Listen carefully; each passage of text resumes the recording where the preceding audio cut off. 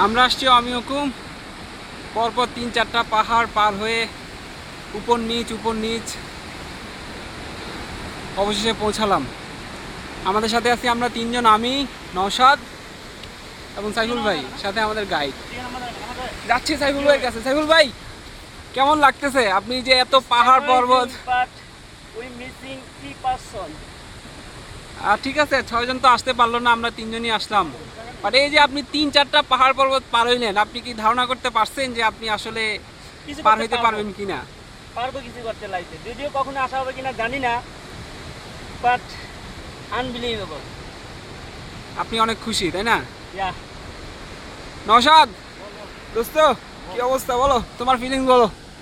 আমার ফিলিং, নওশাদ ছবি দিলে খুশি। এই এতগুলা পাহাড় পর্বত পার হইছিস, কোনো কষ্ট লাগে নাই? কষ্ট তো লাগছে রে ভাই। এখন কষ্ট লাগে? কষ্টটা আছে? কষ্ট উসুল। কষ্ট উসুল। এত সুন্দর, এত সুন্দর।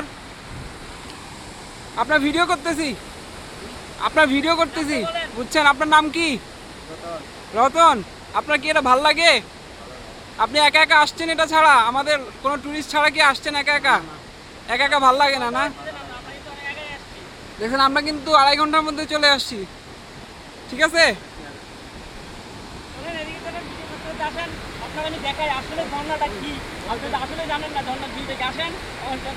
উপর দিয়ে উঠেন, উপর দিয়ে। আমরা ঝর্ণার কাছাকাছি চলে যাচ্ছি।